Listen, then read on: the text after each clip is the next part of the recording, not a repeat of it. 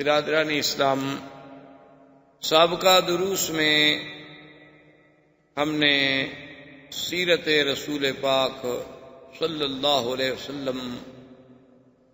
پر کچھ باتیں عرض کی تھیں، اور حضور صلی اللہ علیہ وسلم کی سیرت کی ترتیب، یعنی آپ کی ولادت سے قبل کے واقعات، پھر آپ کی ولادت پاک، پھر آپ کا دور رضاعت، پھر دور شباب، تعمیر کعبہ، اور اس کے بعد حضور صلی اللہ علیہ وسلم کے اسفار، نبوت اور بعثت سے قبل، اور اس کے بعد حضور صلی اللہ علیہ وسلم پر اللہ کی طرف سے سب سے پہلی وحی کا اترنا، جبکہ آپ غار حرا میں تھے اور جبریل علیہ السلام آپ پر قرآن کی پہلی 5 آیات لے کر نازل، اور اس کے بعد حضور صلی اللہ علیہ وسلم کا سیدہ خدیجہ رضی اللہ تعالی عنہا کے گھر میں آنا، سیدہ خدیجہ رضی اللہ تعالی عنہا کا ورقہ ابن نوفل کے پاس لے کر جانا، ورقہ ابن نوفل کی طرف سے بھی تصدیق، پھر سیدہ کا ایمان لانا، اور مردوں میں سے سیدنا ابو بکر رضی اللہ تعالی عنہ کا ایمان لانا، یہ تمام باتیں تقریباً ہم اپنے دروس سابقہ میں پڑھ چکے۔ اب بات یہاں تک پہنچی تھی کہ اللہ نے جب اپنے نبی پاک کو حکم دیا کہ آپ اب لوگوں کو ڈرائیں، ڈرائیں کا معنی یہ ہے کہ جہنم کی آگ سے ڈرائیں، اللہ کی نافرمانی سے ڈرائیں، اللہ کی معصیت سے ڈرائیں، تو اب جب انذار کا حکم ملا اور اللہ کے نبی نے اپنی بعثت کے بعد اللہ کے احکام کے مطابق اس انذار پہ کام شروع فرمایا، آپ نے صفا پہ ندا دی، آپ نے مکہ کے پہاڑوں پہ ندا دی، آپ نے حرم کعبہ میں ندا دی، آپ نے اسواق میں ندا دی، یعنی کوئی ایسا مقام نہیں تھا جہاں اللہ کے نبی نے، اللہ کے پیغمبر نے، سرکار دو عالم نے اللہ کی توحید کی دعوت نہ دی۔ تو جب حضور صلی اللہ علیہ وسلم نے توحید کی دعوت دی، کفار قریش پہ گراں گزری، تو سب سے پہلے تو انہوں نے یہ کوشش کی کہ کسی طرح حضور صلی اللہ علیہ وسلم اپنی اس دعوت کو چھوڑ دیں اور ہمارے دین کی، ہمارے الہہ کی، ہمارے خداؤں کی، ہمارے عقیدے کی تردید اور مخالفت نہ کریں۔ اس ضمن میں قریش نے اپنے سرداروں کو اور اپنے رؤساء کو جمع کیا، اور جمع کرنے کے بعد ابی طالب سے بات کی، کیونکہ حضور صلی اللہ علیہ وسلم کی کفالت اول جو تھی وہ عبد المطلب کے پاس تھی، لیکن عبد المطلب جب فوت ہو گئے تو پھر حضور صلی اللہ علیہ وسلم کی کفالت جو ہے ابی طالب نے قبول کی، اور اس وقت ابی طالب جو ہیں وہ بھی مکے کے سردار تھے اور اوسائے مکہ میں تھے۔ تو ابی جہل نے، جس کا نام عمرو بن ہشام تھا اور کنیت وہ ابو الحکم کہلاتا تھا،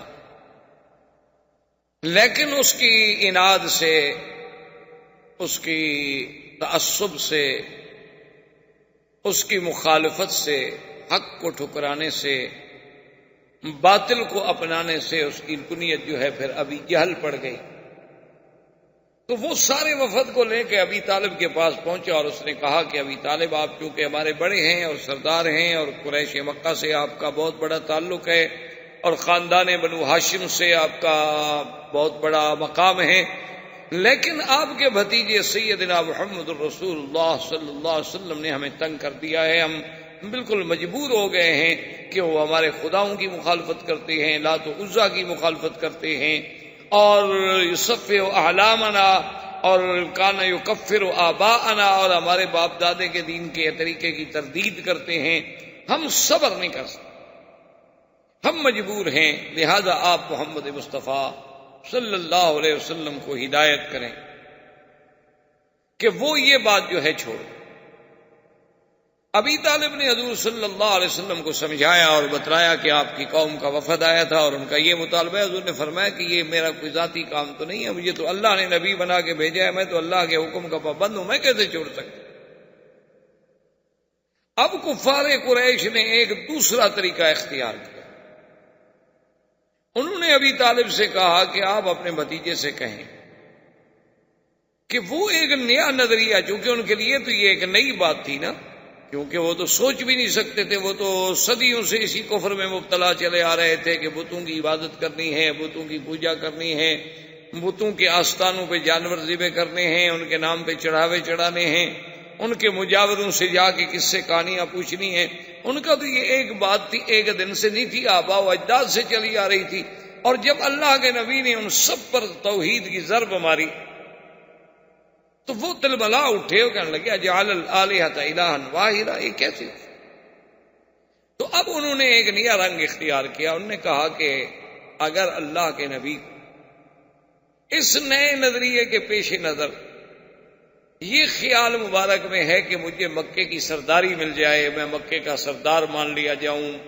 اور بغیر کسی اختلاف کے تو ہم آپ کو سردار ماننے کے لیے تیار ہیں، آپ سے اور اچھا ہمیں کون مل سکتا ہے کہ آپ صادق بھی ہیں، امین بھی ہیں، اور بنو ہاشم کے چاند ہیں، محمد ابن عبداللہ ہیں، ابن عبد المطلب ہیں، آپ عالی نسب ہیں، تو آپ بالکل سردار بنے، ہم سب بیعت کرنے کے لیے تیار۔ اور اگر انہوں نے کہا کہ حضور صلی اللہ علیہ وسلم نے اپنی اس شہرت سے فائدہ اٹھانے کے بعد یہ سوچا ہے کہ کسی بڑے گھر میں میری شادی ہو جائے، کیونکہ جب آدمی کسی چیز میں شہرت حاصل کر لیتا ہے تو پھر بڑے بڑے گھر جو ہیں وہ بھی اس سے شادی کرنا چاہتے ہیں، تو آپ اشارہ کر دیں اور مکے کے جس خاندان، جس گھرانے کی جس لڑکی پہ حضور صلی اللہ علیہ وسلم ہاتھ رکھے ہم دینے کے لیے تیار ہیں، نکاح کر لیں۔ اور تیسری بات یہ ہے کہ خدا نہ کرے اگر حضور صلی اللہ علیہ وسلم کو کوئی تکلیف ہے، یعنی آپ پر کوئی جن کا اثر ہو گیا، آپ پر کسی نے کوئی سحر کر دیا ہے، کہ آپ اپنے عقل سے ماورا باتیں کہتے ہیں، جو باتیں بالکل حقیقت کے خلاف ہیں،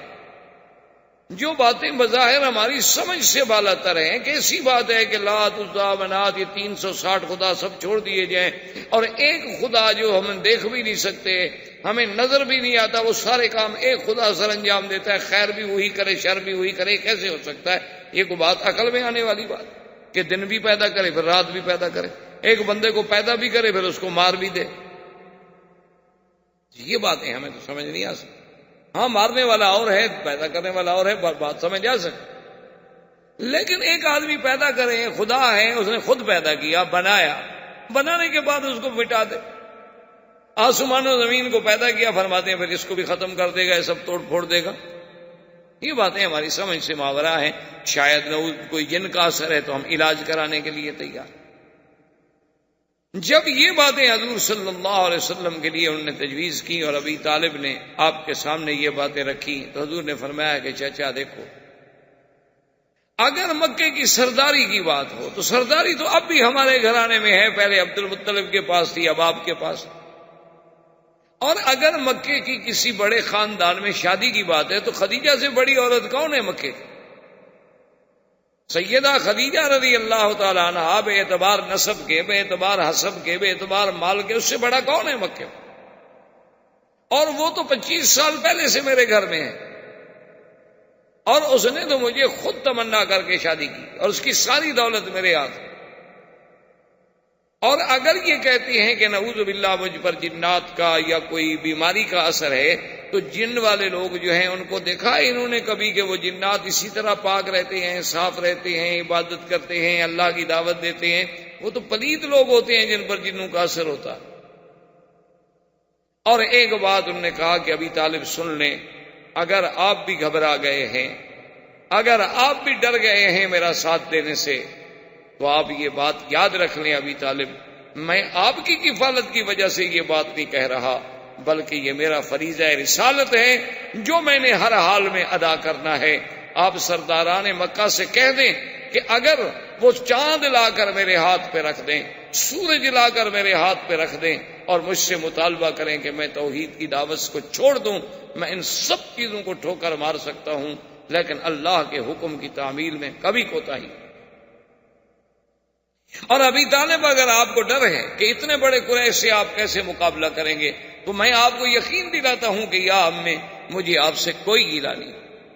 آج کے بعد آپ اپنی کفالت ختم کرتے ہیں، آج کے بعد آپ اپنی حمایت کا ہاتھ کھینچ لیں، مجھے کسی کی حمایت کی ضرورت نہیں ہے، میرا تو مشن جو ہے صرف اللہ کے احکام کی تعمیل ہے اور اسی پر میرا بھروسہ ہے، آپ سب میرے مخالف ہو جائیں لیکن میں اپنے کام پہ رہوں۔ حضور صلی اللہ علیہ وسلم نے اسی طرح اپنی دعوت کو جاری رکھا۔ اب قریش نے سوچا کہ بھئی اس کا کیا حل؟ اللہ کے نبی صلی اللہ علیہ وسلم تو ہماری کوئی بات ماننے کے لیے تیار نہیں، وہ سمجھے تھے نا کہ یہ دنیاوی بات ہے، جیسے آج کل بھی ہمارے بہت سارے پڑھے لکھے دوستوں کو بہت سارے مقامات پر مغالطہ لگتا ہے کہ بھئی یہ مولوی لوگ اتنے سخت کیوں ہیں، اتنے باتوں پہ کیوں اپنی بات پہ اڑے رہتے ہیں، یہ کیوں نہیں دنیا کے ساتھ ذرا مل جل کے مصالحت کر کے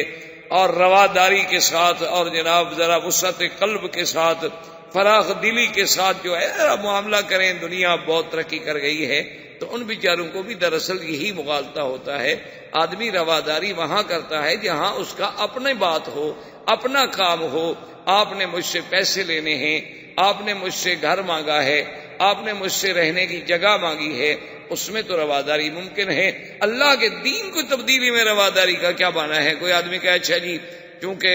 بہت سارے لوگ داڑھی مڈاتے ہیں لہذا آپ مولوی رواداری کر کے اس کو چپ کر جائیں، چلو جائز نہیں کر سکتے چپ کر جائیں، یہ رواداری نہیں ہوگی، یہ دین سے انحراف ہوگا، دین سے غداری۔ اس کی چھوٹی سی مثال آپ دیکھ لیں کہ اگر آپ کسی کو چوکیدار رکھیں کہ آپ نے میرے گھر کا پہرا دینا ہے اور میں آپ کو اتنی تنخواہ دوں گا اور آپ نے رات کو 10 بجے سے صبح 6 بجے تک ڈیوٹی دینی ہے اور بالکل اپنا الرٹ رہنا ہے، اب اس کے پاس کوئی چور آئے اور کہے کہ یار کم سے کم کچھ تو اخلاق رکھو، کچھ تو رواداری اختیار، یار تم اتنے بدخلق ہو کہ ہر وقت ڈنڈا لے کے کھڑے ہو، کوئی بات ہے؟ تم تھوڑا سا تو نرم ہو جاؤ، تھوڑی سی رواداری کرو، چلو میں تمہارے مالک کی گاڑی نہیں چراتا، بڑی چیزیں نہیں چراؤں گا، چھوٹی موٹی چیزیں اگر اٹھا لوں تو کیا فرق پڑتا ہے، تمہارے مالک کو تو پتہ بھی نہیں چلے۔ میں اگر کار لے جاؤں ٹھیک ہے، مالک پوچھے گا ابھی گاڑی کہاں،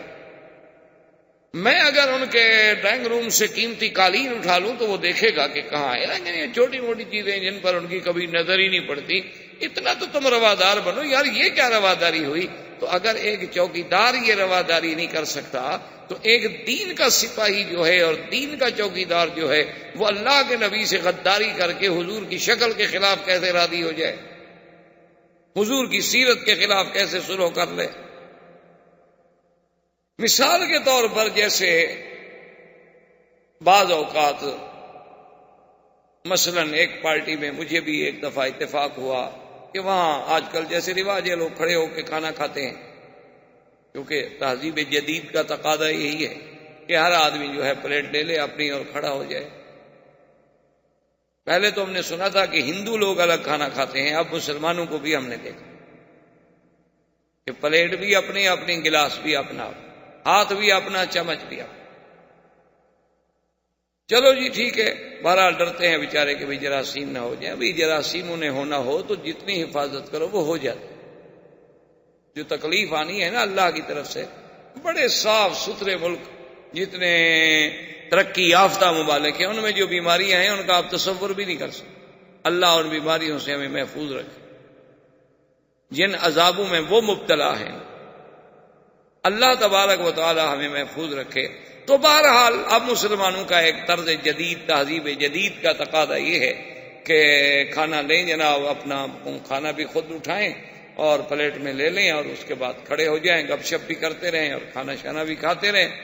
تو بہرحال تو ایک دفعہ میں گیا تو اصل بات یہ ہے کہ پتہ نہیں میں بھی شاید کھڑے ہو کے کھا لیتا، مجھے طریقہ نہیں آتا۔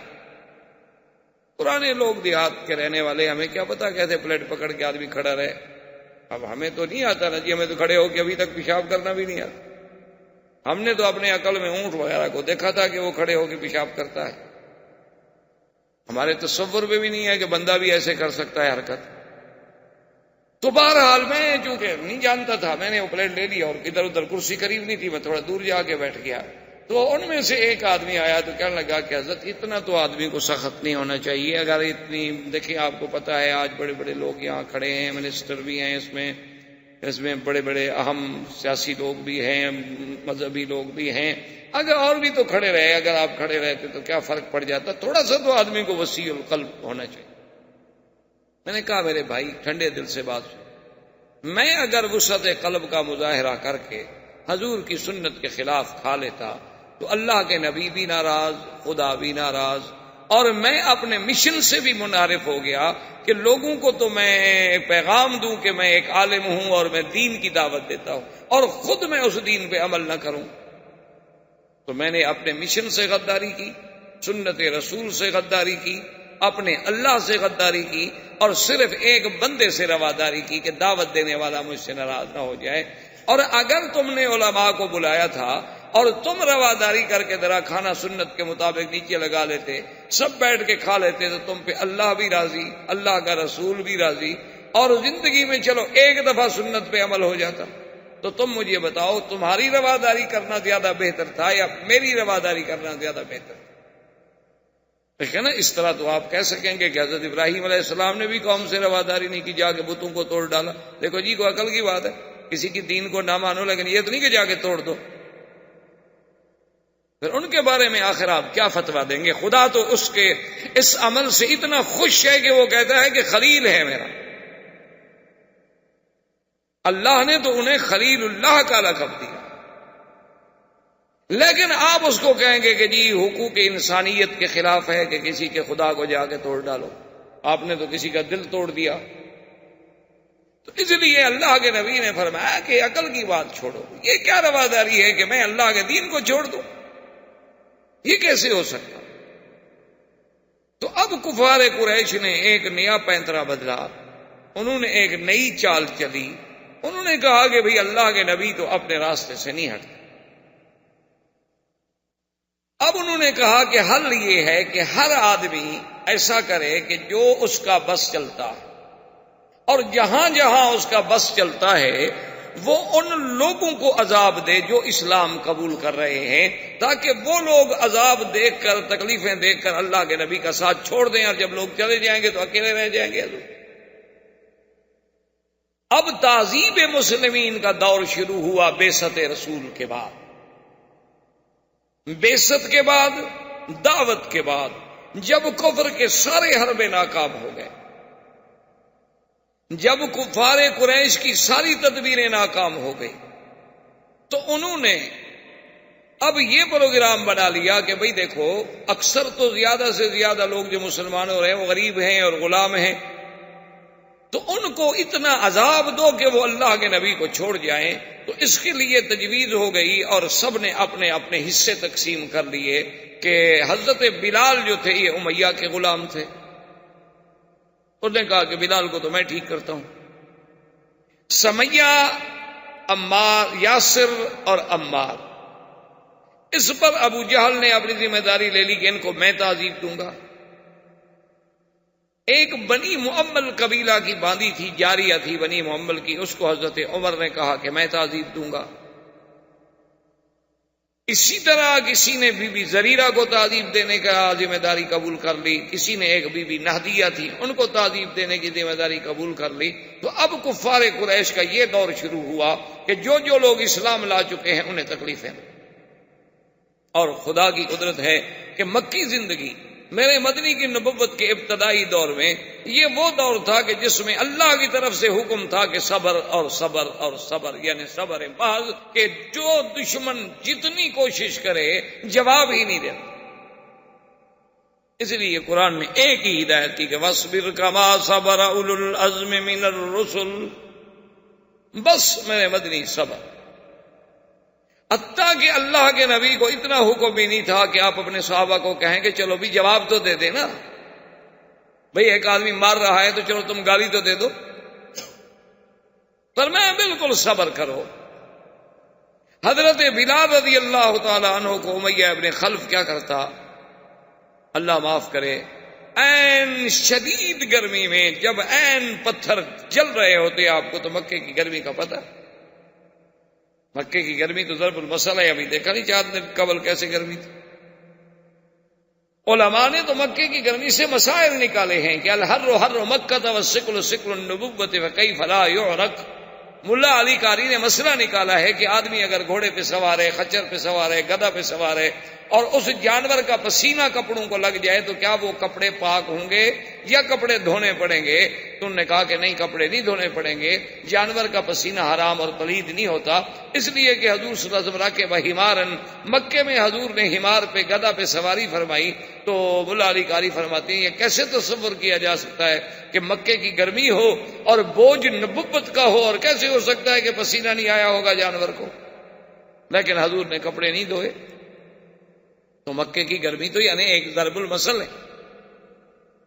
تو حضرت بلال رضی اللہ تعالی عنہ کو عین یعنی بالکل شدید ترین جب پتھر گرم ہو جاتے تو وہ ظالم آ کر اس پتھر پہ بغیر کرتے کے، بغیر قمیص کے، ننگی پیٹھ پر لٹا دیتا اور سینے پہ ایک بہت بڑے پتھر کی چٹان رکھ دیتا اور کہتا کہ بلال اقرار کرو لات و عزا کا اور چھوڑ دو دین محمد۔ اور حضرت بلال اسی اپنے جزم میں کہتے احد احد احد، اور احد احد کہتے کہتے بے ہوش ہو جاتے، اور جب ہوش آتی پھر وہی نعرہ احد احد۔ حتیٰ کہ ایک دفعہ مسلمانوں نے پوچھا حضرت بلال سے بعد میں، انہوں نے کہا کہ بھائی اور بھی تو باتیں ہو سکتی تھی نا، لا الہ الا اللہ، اللہ اکبر، لیکن احد احد جو تم کہتے تھے اس کی کیا وجہ تھی کہ تم ہر وقت احد احد احد کا نعرہ لگاتے تھے؟ تو حضرت بلال نے فرمایا اصل بات یہ ہے کہ کافر سب سے زیادہ اسی بات سے چڑھتے تھے، اور میں جان کے وہی نعرہ لگاتا تھا جو کافروں کو جلانے کا ہو، جو دلیل ایمان یہ ہے کہ کافر کو جلاؤ، کفر سے بیزاری کا اعلان کرو، کفر سے برات کا اعلان کرو۔ صرف یہ نہیں کہ تم اللہ کی توحید کا اقرار کر لو، اقرار کے ساتھ براءۃ من الکفر، براءۃ من المشرکین جو ہے وہ ضروری ہے۔ اللہ نے پورے قرآن میں سورۃ براء نازل کی، اور جب تک ہم کفر سے براءت نہیں کریں گے اس وقت تک ہمارا ایمان نہیں ہوگا۔ ایک ہے دنیاوی تعلقات، تجارت، لین دین، یہ الگ بات، لیکن قلبی طور پر آدمی بالکل مشرکین سے برات کا اظہار کرے۔ تو حضرت بلال رضی اللہ تعالی عنہ کو اتنا مارا جاتا، اتنا ستایا جاتا، ان کے بعض اوقات تو امیہ ظالم یہ کرتا کہ کھجور کے بڑے بڑے کانٹے لے کے بدن میں چبھوتا، اور اسی حال میں بلال احد احد احد کرتے کرتے بے ہوش۔ ایک دن امیہ نے بلال کی اماں کو مجبور کیا، اس نے کہا کہ دیکھو تم اپنے بیٹے کو سمجھاؤ، میں اسی طرح اسے تڑپا تڑپا کے مار ڈالوں گا، ورنہ اس کو کہو کہ یہ چھوڑ دے دین محمد صلی اللہ علیہ وسلم۔ تو بلال کی اماں آئی، دیکھا کہ بیچارہ تپتی ہوئی ریت پہ اور تپتے ہوئے پتھروں پہ پڑا ہے، بے ہوش ہے۔ ماں ہے، پانی کے قطرے ڈالے، سرانے بیٹھی، بلال ہوش میں آ گئے۔ ماں بھی اسلام لا چکی تھی لیکن اس کا پتہ نہیں تھا امیہ۔ اس نے کہا کہ بلال دیکھو تمہیں پتا ہے کہ میں بھی مسلمان، لیکن ہم ایک ایسی حالت میں ہیں ہم کفر کا مقابلہ نہیں کر سکتے، ہم مجبور ہیں، تو تم کیوں نہیں مان لیتے بات؟ تم ایسا کرو کہ بظاہر چلو اوپر کے دل سے کہہ دو کہ تمہاری بات مان لی، میں نے چھوڑ دیا دین محمد، اور یہاں سے نکل جائیں گے، آہستہ آہستہ کہیں چلے جائیں گے، بعد میں جب اللہ موقع دے گا اپنے اظہار اسلام کر دینا۔ یہ اس طرح تڑپتے تڑپتے مر جانا جو ہے کوئی بڑی بات تو نہیں ہوگی۔ تو بلال ہنس دیے اور کہنے لگے کہ اماں آج تو مجھے یقین ہو گیا ہے کہ مکے کے کافر جو ہیں وہ بلال سے ہار گئے، شکست کھا گئے، آج تو مجھے تسلی ہو گئی، اطمینان ہو گیا کہ میں جیت گیا۔ تو ماں نے کہا کہ بلال تم کیسے جیت گئے؟ اس نے کہا ماں اگر کافروں کے پاس طاقت ہوتی تو میری ماں کو لے آتے سفارشی بنا کر، ان کی طاقت جواب دے چکی، ان کی قوتیں جواب دے چکی ہیں، اور جا کے آپ کہہ دیں امیہ سے کہ وہ جتنی ستم کر سکتا ہے مجھ پہ ستم ڈھالے، لیکن میں کبھی احد کا نعرہ نہیں چھوڑ سکتا۔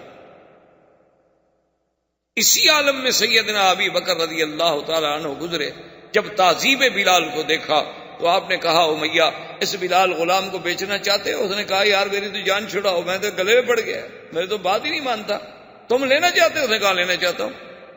انہوں نے کہا ٹھیک ہے قیمت کرو۔ قیمت دے کے آپ نے غلام حضرت بلال کو خرید لیا اور اس کے بعد آزاد کر دیا۔ اسی لیے کتابوں میں آتا ہے کہ حضرت بلال بھی سید تھے، آتا کا سیدنا سیدنا، یعنی بلال بھی سید اور سید بنا سردار، اور حضرت ابو بکر بھی سردار، کہ اس کو اس غلامی سے خرید کر چھڑانے والا ابو بکر۔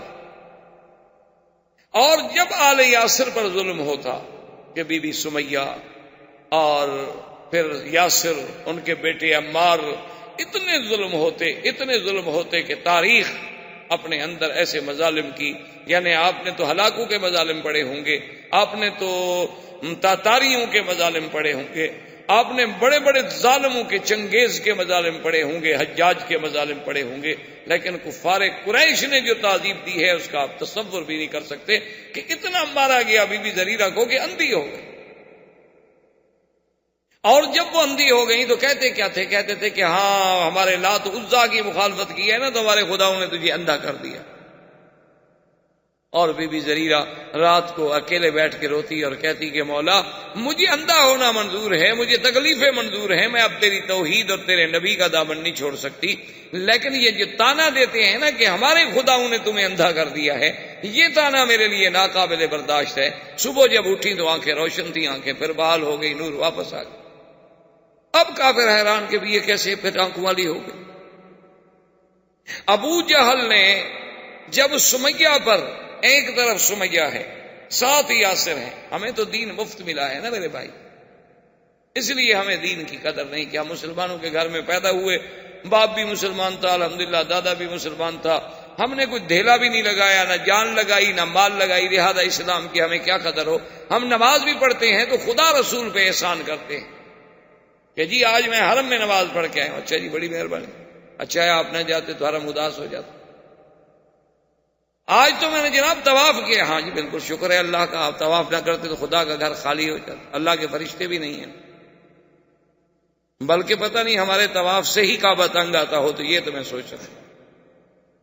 یہ تو میں تصور کر سکتا ہوں کہ ہمارے طواف کی وجہ سے اللہ کے کعبے کو، اللہ والوں کو، ملائکہ کو تکلیف ہوتی ہو، یہ تو میں سوچ سکتا ہوں، یہ مجھے نہیں یقین آتا کہ ہماری وجہ سے انہیں کوئی راحت ملتی ہو۔ اس لیے کسی نے کہا تھا نا کہ چوں طواف کعبہ کردم، کہ جب میں طواف کرتا ہوں تو کعبہ ندا برآمد، کعبے سے ندا آتی ہے کہ بیرون درچے کر دی کہ درون خانہ آئی، میرے باہر تم کیا کر رہے تھے کہ اب اندر بھی آ گئے ہو،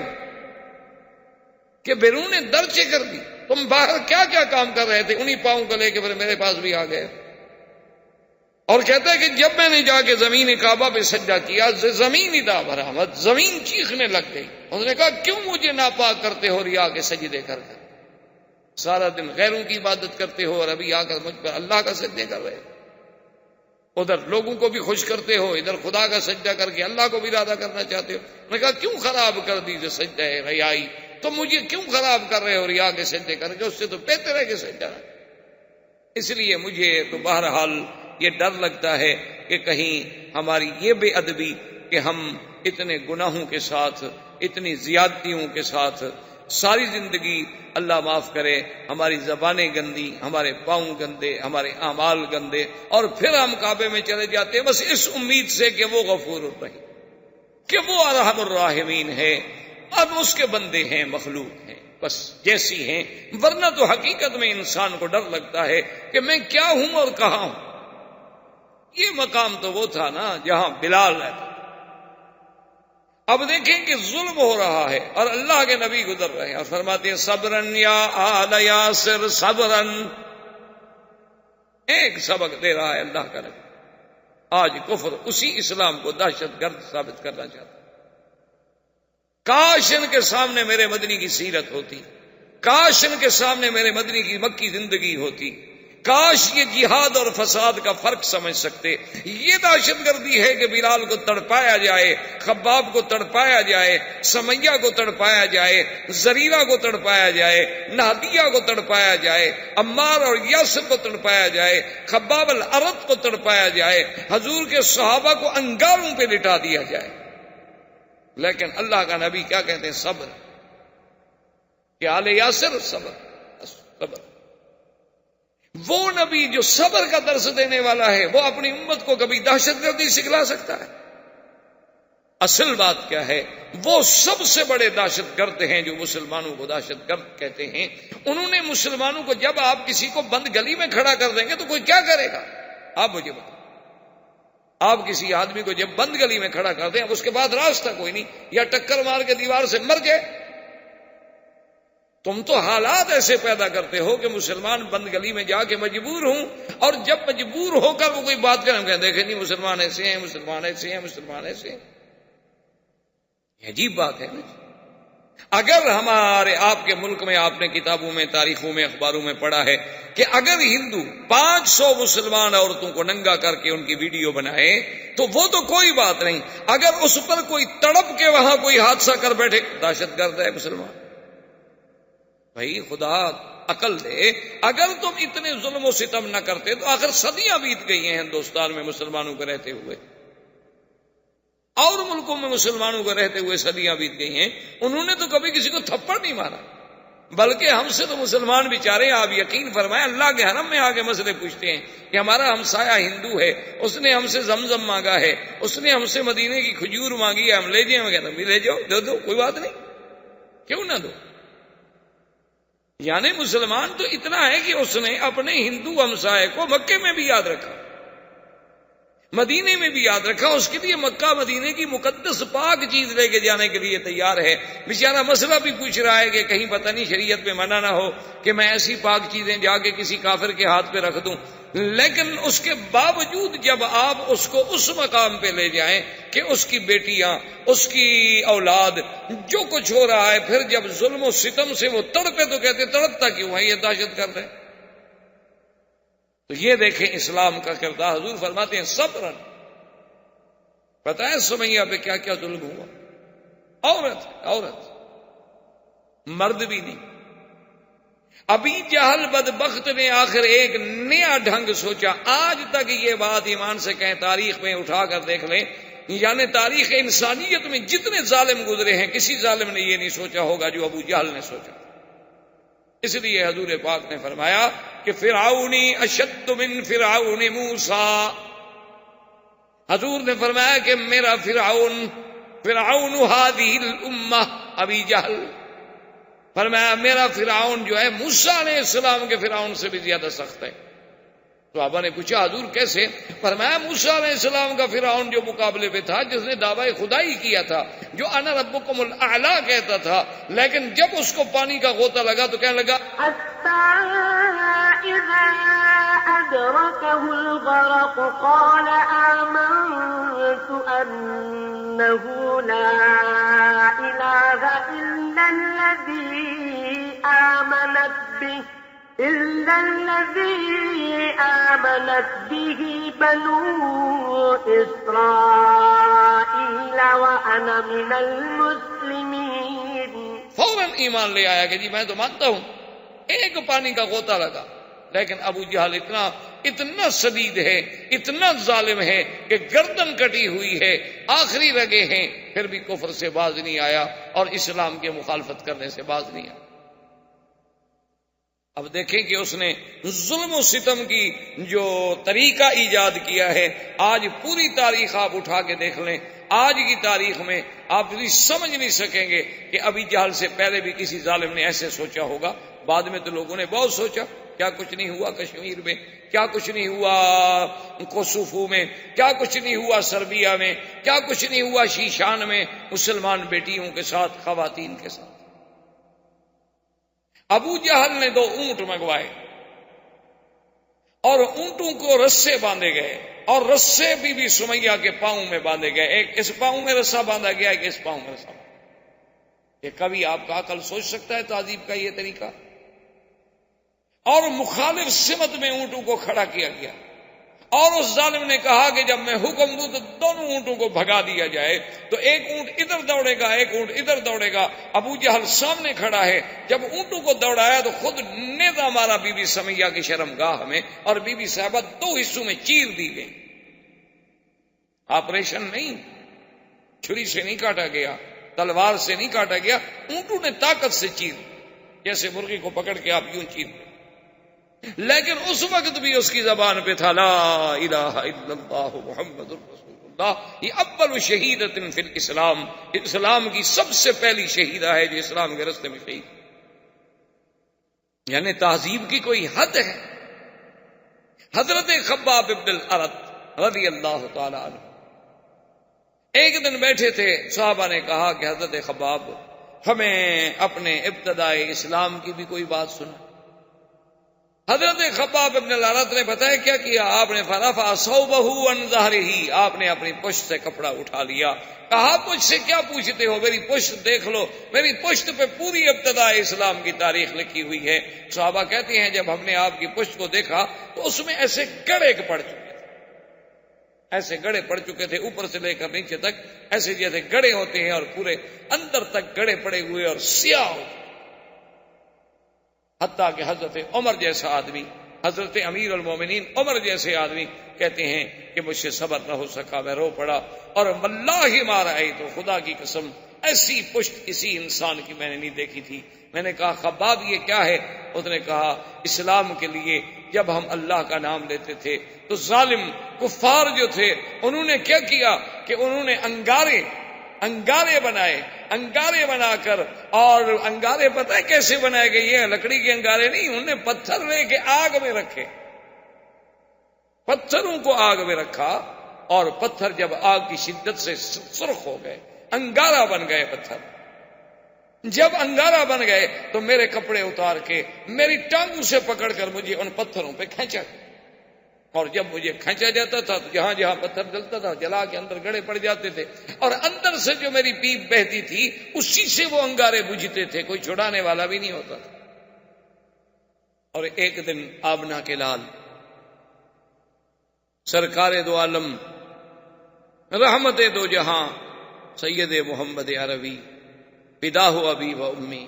صلی اللہ علیہ وسلم، آپ کعبہ شریف کے پاس بیٹھے ہیں کہ یہی خباب کو موقع ملا حضور کے قریب، ورنہ تو کعبے میں کون آ سکتا.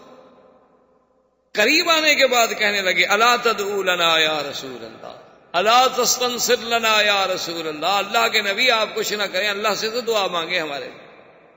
اللہ سے تو مدد مانگے کہ اللہ پاک ہماری نصرت فرمائے، ہم کب تک یہ عذاب تو برداشت نہیں کر سکتے ہیں. تو حضور نے فرمایا کہ خباب کیا کہہ رہے ہو، ہم سے پہلے ایسے لوگ گزرے ہیں کہ اللہ کے دین کے لیے جن کے سروں پہ آرا رکھا گیا، آرا رکھ کے چلایا گیا، جیسے لکڑی کو دو حصے کیا جاتا ہے، وہ دو ٹکڑے ہو گئے لیکن انہوں نے اف نہیں کی. تم ابھی سے گھبرا گئے ہو. آپ نے فرمایا خباب کیا کہہ رہے ہیں؟ ایک ایک دن میں 7 انبیاء کو قتل کیا گیا، ایک ایک دن میں اللہ کا نام لینے والے جو ہیں ان کے سروں پہ آرے رکھ کے چلا دیے گئے، ایک ایک دن میں انبیاء علیہ الصلوۃ والتسلیم کو پھانسیوں پہ لٹکایا گیا. اللہ کے نام لینے والوں کو نعوذ باللہ ثم نعوذ باللہ ثم نعوذ باللہ ایسا ہوتا تھا کہ ان کے چمڑے اتارے جاتے. آپ ذرا اپنے ہند کی تاریخ اٹھا کے پڑھیں کہ جنگ آزادی سے پہلے جب انگریزوں نے ظلم و تشدد کا بازار گرم کیا تھا تو ایک ایک دن میں 500 دین والوں کو پھانسی دی گئی. اور علماء، عام مسلمان بھی نہیں، علماء کے یہ چمڑا جو ہے جیسے جانور کا چمڑا اتارتے ہیں نا، یوں چمڑا اتارا جاتا تھا اور پھر ان پہ نمک چھڑکا جاتا. حضور نے فرمایا خباب صبر کریں، ایک وقت آئے گا جب میرا دین پوری دنیا پہ غالب. اور فرمایا ایک وقت آئے گا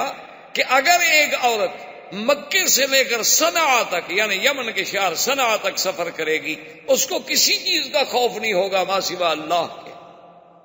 یعنی آپ اندازہ کریں سیرت پاک کا اور نبی صلی اللہ علیہ وسلم کی اس پیشین گوئی کا کہ اس عالم میں، یہ تہذیب کا یہ عالم ہے.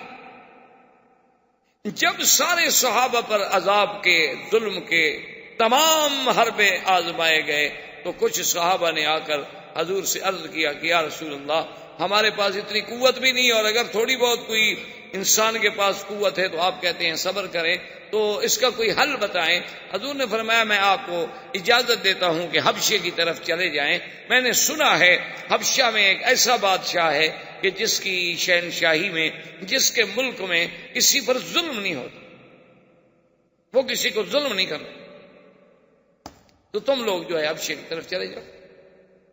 تو سب سے پہلے حبشے کی طرف ہجرت کرنے والوں میں کون تھے؟ حضرت عثمان، حضرت عثمان ابن عفان۔ اور ان کی بیوی اس وقت کون تھی؟ بی بی رقیہ بنت الرسول صلی اللہ علیہ وسلم، حضور کی بیٹی حضرت عثمان۔ تو حضور نے فرمایا کہ اس دنیا میں یعنی حضرت لوط علیہ السلام کے بعد، کہ ایک تو لوط علیہ السلام تھے نا جنہوں نے ہجرت کی، اور سیدنا ابراہیم علیہ السلام نے ہجرت کی، انی مہاجر الی ربی، جن نے اپنے والدین کا گھر چھوڑا، آزر کا گھر چھوڑا، اور لوط علیہ السلام آپ کے ساتھ تشریف لے آئے ہجرت میں۔ اس کے بعد فرمایا اللہ کے راستے میں اگر کوئی ہجرت کر رہا ہے تو عثمان ہے۔ ابو حذیفہ، حضرت عثمان، تقریباً 13 صحابہ انہوں نے حبشے کی طرف ہجرت کی۔ اور بعض روایات میں یہ بھی آتا ہے کہ سیدنا ابی بکر صدیق رضی اللہ تعالیٰ عنہ نے بھی اذن مانگا کہ یا رسول اللہ مجھے بھی اجازت دے، مجھ سے یہ ظلم برداشت نہیں ہو سکتا، اور میں کتنے غلام آخر خریدوں اور کب تک خریدوں؟ تو آپ نے بھی اجازت دی، اور حضرت ابو بکر صدیق رضی اللہ تعالیٰ عنہ بھی حبشے کے لیے روانہ ہوئے۔ جب مکے سے نکلے تو راستے میں ایک جگہ تھی، وہاں پر احابیش، احابیش کہتے ہیں عام لوگ، یعنی ایک تو سردار ہے نا جن کا اعلیٰ نسب ہوتا ہے، ایک عام لوگ ہوتے ہیں، وہ وہاں جمع تھے، اور ان کا سردار جو ہے وہ تھا ابن الدغنہ۔ اس نے دیکھا کہ سیدنا ابو بکر صدیق رضی اللہ تعالیٰ عنہ اونٹ ہیں اور سامان باندھے ہوئے جا رہے ہیں، وہ بھاگتا ہوا آیا، اس نے کہا یا ابا بکر اینا اینا ترید، کہاں جا رہے؟ آپ نے فرمایا کہ انی اہاجر الحبشہ، میں حبشے کی طرف جا رہا ہوں، آپ دیکھ رہے ہیں کہ مکے میں کیا حال۔ اس نے کہا ابو بکر واللہ انک لتصل الرحم، خدا کی قسم ہے تم صلہ رحمی کرنے، خدا کی قسم ہے تم غلاموں کو آزاد کرنے والے، خدا کی قسم ہے تم بیواؤں کی خدمت کرنے والے ہو، یتیموں کے ہاتھ پہ سر پہ ہاتھ رکھنے والے ہو، میں تمہیں نہیں جانتا۔ ابو بکر نے کہا کیا کہہ رہے ابن الدغنہ، مکے والے ہمارا وجود برداشت نہیں کرتے۔ اس نے کہا کہ دیکھیں آپ میری جوار میں ہیں، آپ میری امان میں ہیں، میں دیکھتا ہوں مکے والے آپ کو کیسے چھیڑتے ہیں، آپ مہربانی کریں واپس جائیں، مکہ نہ چھوڑیں۔ حضرت صدیق واپس آ گئے۔ واپس جب آئے تو کفار قریش جو ہیں بیٹھے تھے مکے میں دار الندوہ میں، تو یہ ابن الدغنہ جو تھا یہ آیا اور آ کے کہنے لگا کہ یا روسا قریش ان ابا بکر فی جواری، کیا ہے کفار قریش کے سرداروں، ابو بکر اب میری جوار میں ہے، میری امان میں ہے، میری پناہ میں ہے، خبردار اگر کسی نے ابو بکر کو ہاتھ لگایا تو میں اپنے پورے قبیلے کو لے کر تمہاری بوٹی بوٹی کر ڈالوں۔ قریش چپ ہو گئے، کہا کیا کریں، یہ تو ایسے ہی آپ ہی لوگ ہیں تو ہیں ہی ایسے، ان کا تو آگا پیچھے ہے کوئی نہیں، تو کل لڑ پڑیں گے۔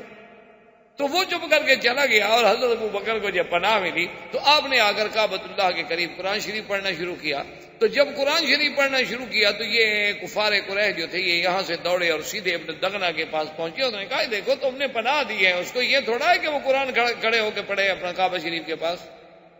وہ رہے چپ کر کے رہے مکے میں۔ اصل تکلیف تو تب ہوتی ہے نا جب دین کی دعوت دی جائے، آدمی اگر دین کی بات نہ کرو تو تکلیف کا سوال ہی پیدا نہیں ہوتا۔ دیکھو نا جی، جو آدمی کہیں بھی دین کی بات نہ کریں، آپ بالکل آرام سے یعنی بڑے فراخ دل بن کے رہیں کہ جو ماحول ملا اس میں ڈھل گئے وہ ٹھیک ہے، کبھی مجال ہے آپ سے کسی نے جھگڑا کیا ہو۔ بات تب ہوتی ہے جب آدمی دین کی بات کرے۔ اور بلکہ ہمارے ایک عالم تھے فوت ہو گئے، وہ کہا کرتے تھے مکی صاحب جس کی تقریر پہ سارے لوگ راضی ہو جائیں نا سمجھو کہ وہ مولوی حق نہیں کہتا، سب لوگ خوش ہوں نا تو وہ حق نہیں کہتا، کیونکہ سب لوگ تو اللہ کے نبی پہ راضی نہیں ہو سکے تو مولوی صاحب پہ کیسے راضی ہو گئے؟ اللہ کے پیغمبر کو بھی کسی نے مانا کسی نے نہیں مانا، کسی نے پھول برسائے تو کسی نے کانٹے بھی برسائے، کسی نے دعائیں نہیں تو کسی نے پتھر بھی تو مارے۔ انہوں نے کہا یہ کیسے ہو سکتا ہے کہ آدمی حق کی بات کہے اور لوگ سارے کے سارے راضی ہو جائے اور قبول کر لیں اور برداشت کر لیں، یہ کبھی نہیں ہو سکتا۔ سمجھو کہ یہ حق نہیں کہتا۔ جیسے ہوتا ہے نا کہ ایک وہ آئے ایک مولوی صاحب کہنے لگے جی میں فلاں مسجد میں جمعہ پڑھاتا ہوں، 15 سال ہو گئے ماشاءاللہ، اور آج تک ہماری مسجد میں کوئی جھگڑا نہیں ہوا۔ انہوں نے کہا میں بھی خدا کی قسم کھا کے گواہی دیتا ہوں کہ 15 سال میں تم نے بھی کبھی حق کا کوئی مسئلہ بیان ہی نہیں۔ تم نے بھی بس لوگوں کو یہی سمجھایا ہوگا وضو کیا کرو، وضو کی یہ فضیلت ہے، نماز کی یہ فضیلت ہے، روزے کی یہ فضیلت ہے، اور مکہ شریف میں طواف کرو تو اتنا ثواب ہوتا ہے، عمرہ کرو تو اتنا ثواب۔ اس سے کون چڑھتا ہے وہ؟ اس سے کون چڑھتا؟ بات تو تب ہوگی نا جب آپ اس کو کہیں گے کہ تم باپ دادے کے غلط رسموں کو، بدعات کو چھوڑو، اب جھگڑا شروع ہو۔ کیوں چھوڑوں جی؟ آپ کہیں گے چھوڑو، وہ کہے گا کیوں چھوڑوں؟ میرا تو باپ کل خانی کرتا تھا، میرا باپ عرس شریف پہ جاتا تھا، ہمارے گھروں میں باقاعدہ 11ویں شریف کے دودھ تقسیم ہوتے تھے، یہ کب کا وہاں بھی آ گیا مکے سے؟ اب بات شروع ہوگی۔ جب تک آپ حق بات کی دعوت نہ کہیں، بالکل حلوے کھانے پر بھی کبھی جھگڑا ہوا ہے بھلا؟ کوئی تھوڑا کھا لے گا، کوئی زیادہ کھا لے گا۔ جھگڑا تو تب ہوگا جب اللہ کی توحید کی بات کریں۔ ساری زندگی ابو بکر مکے میں رہتا تھا، کسی نے جھگڑا کیا؟ 40 سال میرے مدنی نے مکے میں زندگی گزاری، کسی نے جھگڑا کیا؟ جھگڑا تو اسی وقت ہوا نا جب کہا لا الہ الا اللہ۔ اب جب سیدنا صدیق نے قرآن پڑھا تو کفار قریش کیسے برداشت کریں؟ بھاگتے ہوئے ابن دغنہ کے پاس گیا، انہوں نے کہا دیکھو تم نے پناہ دی ہے ابو بکر کو رہنے کے لیے، وہ مکے میں رہے، جو مرضی آئے کھائے پیے، تجارت کرے، کاروبار کرے، لیکن وہ تو کھڑے ہو کے ہمارے خداؤں کو گالی دے رہا۔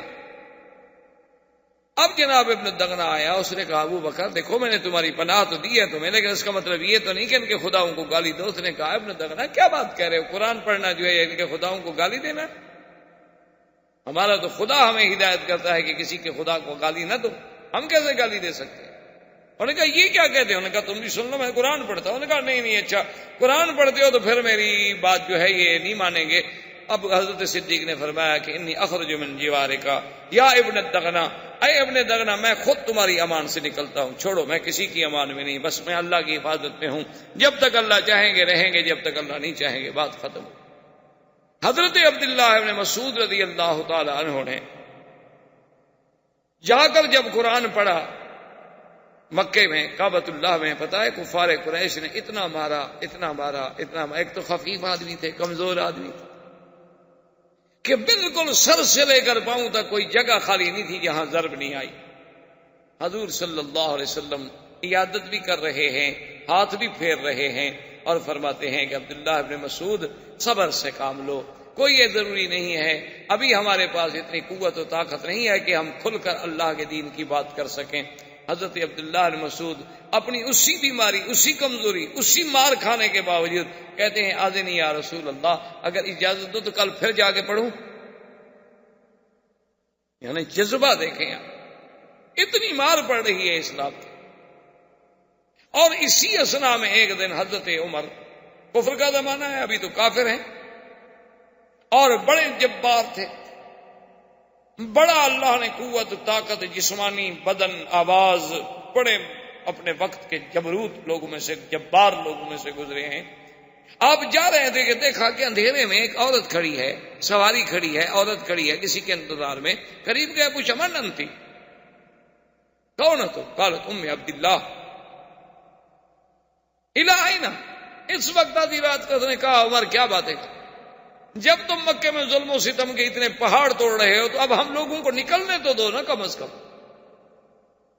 تمہارا ضمیر تمہیں اتنا بھی اجازت نہیں دیتا کہ چلو ہم خدا کا نام لیتے ہیں، تم اپنے معبودان باطلا کا نام لیتے ہو، ہم پر ظلم و ستم کے پہاڑ تم لوگوں نے توڑ ڈالے ہیں، تو اب بھی ہماری نگرانی کر رہے ہو کہ ہم نکل کیوں رہے ہیں، چلو ہم چھوڑ کے مکہ جا رہے ہیں، اب تو اطمینان کے ساتھ رہو گھر میں، ہمیں جانے تو دو۔ اس مقام پر جب بات پہنچی عمر رضی اللہ تعالی عنہ اس وقت مسلمان نہیں تھے، لیکن چپ کر کے واپس آ گئے، دل کو بات لگی، کہنے لگے کہ بھئی یہ مسئلہ بہت مشکل ہو گیا ہے، انا انہی ہذہ القصہ، میں چاہتا ہوں کہ اب اس قصے کو ختم کر دوں، انا اقتل محمدن، میں محمد مصطفیٰ صلی اللہ علیہ وسلم کو قتل ہی کر دیتا ہوں، بات ہی ختم۔ یہ کیا مسئلہ ہے کہ روز روز لڑائی ہے، کوئی باہر جا رہا ہے، کوئی ہجرت کر رہا ہے، یہ کیا ہو سکتا ہے؟ یہ تو پھر بات ختم نہیں ہوگی، تو اس لیے ہم یہ کیوں نہ کر لیں کہ قصہ ہی ختم کر لیں، زیادہ سے زیادہ یہی ہو جائے گا نا کہ مجھے قتل کر دیا جائے گا بدلے میں، لیکن یہ بات تو ختم ہو جائے گی ہمیشہ کے لیے۔ تو حضرت عمر رضی اللہ تعالی عنہ اس ارادے کو، اس جذبے کو پال کے چلے۔ آپ جا رہے ہیں کہ نعیم ابن عبداللہ راستے، انہوں نے کہا کہ عمر کیا بات ہے، بڑے غصے میں انہوں نے کہا نعیم ابن عبداللہ کیا پوچھتے ہیں، روز روز کا مسئلہ ہے، میں نے تو آج فیصلہ کر لیا ہے کہ یا اس سرزمین مکہ میں میں رہوں گا یا پھر محمد عربی رہے۔ اس نے کہا اچھا تم اگر محمد عربی صلی اللہ علیہ وسلم کو نعوذ باللہ قتل کر دو تو کیا خیال ہے تمہارا کہ بنو ہاشم اور بنو عبد المطلب یہ سب خاموش ہو جائیں گے، تم سے کوئی بدلہ نہیں لیں گے؟ اس نے کہا کہ زیادہ سے زیادہ بدلہ کیا لیں گے، مجھے قتل کر دیں گے بس، لیکن یہ مسئلہ تو ختم ہو جائے گا نا کہ رات دن جو ایک مسئلہ بن گیا ہے کہ باپ بیٹے سے جدا ہو رہا ہے، بیٹا باپ سے جدا ہو رہا ہے، بیوی خاوند سے جدا ہو رہی ہے، خاوند بیوی سے جدا ہو رہا ہے، لوگ مار کھا رہے ہیں، لوگ تڑپائے جا رہے ہیں، لیکن پھر بھی نہیں چھوڑتے، اور لوگ اب مکہ چھوڑ کے جا رہے ہیں۔ اس لیے بہتر نہیں کہ اس قصے کو ختم کر دیا جائے۔ تو نہیں، ابن عبداللہ تو مسلمان ہو چکے تھے، لیکن عمر کو پتہ نہیں تھا۔ وہ فرماتے ہیں کہ جب مجھے یقین ہو گیا کہ عمر کی نیت بڑی خراب ہے اور یہ اپنے عزم پہ اب اتنا پکا ہو چکا ہے کہ اب اس کو کوئی چیز، کوئی مشورہ، کوئی بات قائل نہیں کر سکتی، تو انہوں نے کہا کہ میں نے سوچا کہ چلو اس کو اللہ کے نبی سے پھیر کے کسی اور راستے پہ ڈال دوں۔ میں نے کہا عمر کیا باتیں کرتے ہو، بڑے جبار بنے پھرتے ہو، تم اللہ کے نبی کو قتل کرنا چاہتے ہو، تیرے گھر میں تو تیری بہن فاطمہ خود مسلمان ہو چکی ہیں، تو خام خواہ کے لیے تم اللہ کے نبی پر مقابلہ فاطمہ سبات، اچھا میری بہن؟ اس نے کہا ہاں تمہاری بہن مسلمان ہو چکی ہے، اس کا نام فاطمہ بنت الخطاب تھا۔ تو زندگی باقی، بات باقی، واللہ تعالی عالم۔ برادران اسلام، محترم بھائیوں، عزیز نوجوانوں، سیرت نبی پاک صلی اللہ علیہ وسلم کے ضمن میں دروس سابقہ میں آپ نے کچھ باتیں سنی ہیں، اور اس سلسلہ وار سیرت کے دروس میں سے ہم درس کے اس مقام پہ پہنچے تھے، یا سیرت طیبہ کے اس حصے میں پہنچے تھے کہ جب ابی طالب نے روسائے کفار قریش کے کہنے پر حضور صلی اللہ علیہ وسلم کو عرض کیا کہ محمد عربی صلی اللہ علیہ وسلم آپ کی قوم ہے، آپ کی قرابت دار ہیں، وہ چاہتے ہیں کہ آپ کچھ اپنے معاملے میں نرمی فرمائیں، تو حضور نے صاف انکار کیا۔ آپ نے فرمایا کہ اے عام میں یہ ایسا معاملہ نہیں ہے کہ جو میری ذات تک تعلق رکھتا ہو اور اس میں میں کچھ آگے پیچھے کر سکتا ہوں، میں تو اللہ کا بھیجا ہوا پیغمبر ہوں، اللہ کا بھیجا ہوا نبی ہوں، اللہ کا رسول ہوں، اور اللہ کے حکم پہ پابند ہوں، جو مجھے حکم ملتی ہے میں اس کی تعمیل کرتا ہوں، تو مجھ سے اس قسم کے مطالبے کرنے کی تو کوئی بات ہی نہیں۔ اب جب کفار ہر قسم کے یعنی اپنے سورس استعمال کرنے کے بعد دھونس، طاقت، دولت، لالچ، جب سب میں ناکام ہو گئے تو انہوں نے تعذیب المسلمین یعنی مسلمانوں کو عذاب دینے کا پروگرام بنایا۔ انہوں نے کہا کہ اب اور کوئی حل نہیں، اب ایک حل ہے کہ ہم مسلمانوں پر اتنے ستم توڑیں کہ یہ لوگ جو ہیں خود بخود حضور صلی اللہ علیہ وسلم سے ہٹ جائیں اور ہٹ جائیں اور ڈر جائیں۔ جب یہ لوگ سب ہٹ جائیں گے، حضور کے ساتھ کوئی نہیں بچے گا، تو اس کے بعد صاف بات ہے کہ معاملہ جو ہے خود بخود ختم ہو جائے۔ تو اس تعذیب کے سلسلے میں بھی میں نے کچھ عرض کیا تھا کہ سیدنا بلال رضی اللہ تعالی عنہ پر ظلم و تشدد کے پہاڑ توڑے گئے، اسی طرح بی سمیہ کو حتیٰ کہ شہید کر دیا گیا، اور یاسر اور عمار کو اتنی تعذیب کی گئی کہ حضور جب بھی گزرتے تو آپ ان کو تسلی دیتے اور فرماتے کہ صبرن یا آل یاسر۔ بی زریرہ کو اتنی مارا گیا کہ وہ اندھی ہو گئیں۔ بی نہدیہ پہ ظلم و ستم کے پہاڑ توڑے گئے۔ خباب بن الارت کو انگاروں پہ لٹایا گیا، حتیٰ کہ آپ کی پشت میں گڑے پڑ گئے تھے کہ انگارے اندر گھس جاتے۔ ان حالات میں حضور صلی اللہ علیہ وسلم نے صحابہ کو اجازت دی اور فرمایا کہ تم حبشہ کی طرف ہجرت کر جاؤ، کہ میں نے سنا ہے کہ حبشہ کا جو بادشاہ ہے وہ بڑا عادل ہے، منصف ہے، اس کے دور میں کسی پہ ظلم نہیں ہوتا۔ تو 12 صحابہ نے ہجرت کی، جن میں سیدنا عثمان رضی اللہ تعالی عنہ اور ان کی زوجہ محترمہ رقیہ بنت رسول اللہ صلی اللہ علیہ وسلم بھی تھیں، اور حضور نے فرمایا کہ عثمان اللہ کے نبی لوط و ابراہیم علیہ السلام کے بعد نبوت کے گھرانے میں سے تم پہلے شخص ہو جو ہجرت کر رہے ہو، اور اللہ کے نبی کی بیٹی بھی تمہارے ساتھ، حضرت حذیفہ، یہ سب ہجرت۔ ام عبداللہ جو تھیں، بات یہاں تک پہنچی تھی کہ ام عبداللہ جو تھیں وہ بھی ہجرت کے لیے نکلیں، تو راستے میں حضرت عمر سے ٹکرانا ہو گیا۔ حضرت عمر رضی اللہ تعالیٰ نے دیکھ دیا کہ ام عبداللہ جو ہیں وہ سامان باندھے ہوئے اور تیار ہوئے کھڑی ہیں، تو حضرت عمر کو جب دیکھا تو گھبرا گئی۔ صاف بات ہے کہ حضرت عمر کا کفر کا زمانہ تھا اور بہت بڑے جبار تھے، اور یہ بھی ان لوگوں میں تھے جو مسلمانوں کو عذاب دیا کرتے تھے۔ تو ام عبداللہ بیچاری بہت گھبرائیں۔ حضرت عمر جب قریب آئے تو انہوں نے کہا کہ ام عبداللہ الا این تم الا ماذا تریدین، کیا چاہتی ہو، کہاں الا این، کدھر جا رہی ہو؟ تو اس نے کہا، اس کو بھی اب پھر بی ام عبداللہ جو تھی وہ بھی پھر غصے میں آ گئی۔ انہوں نے کہا، عمر اگر آپ لوگ ہمیں مکے میں نہیں جینے دیتے تو ہمیں مکہ چھوڑ کے جانے تو دو کم سے، آخر یہ کون سی انسانیت ہے کہ آپ لوگوں کو ہمارا دین قبول نہیں، آپ لوگوں کو ہمارا طریقہ پسند نہیں، ٹھیک ہے ہم مکہ چھوڑ کے جا رہے ہیں تو پھر ہمیں کیوں روکتے ہو؟ تو یہ کون سا طریقہ ہے انسانیت کا کہ اب ہمیں اس پہ بھی مجبور کرتے ہو کہ ہم مار کھانے کے لیے ضرور مکے میں رہیں؟ بھئی اگر ہم مکہ چھوڑ رہے تو آپ کو کیا تکلیف؟ اچھا اگر ہم برے ہیں تو آپ کے ملک سے چلے گئے، اگر آپ ہماری دعوت سے پریشان ہیں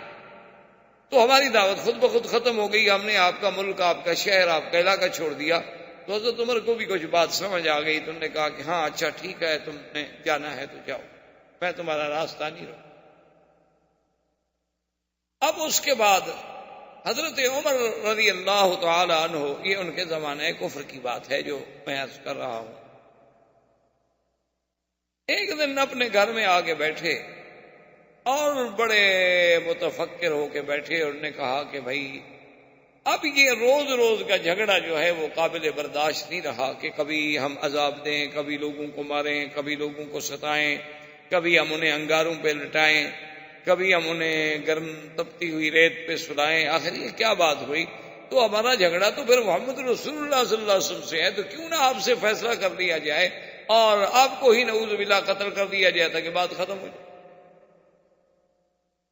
تو عمر رضی اللہ تعالی عنہ زمانے کفر میں ہیں، اور بالکل فیصلہ کر کے کہ بس میں نے آج فیصلہ کر لیا ہے کہ سرزمین مکہ پہ اب یا عمر چلے گا یا محمد رسول اللہ صلی اللہ علیہ وسلم۔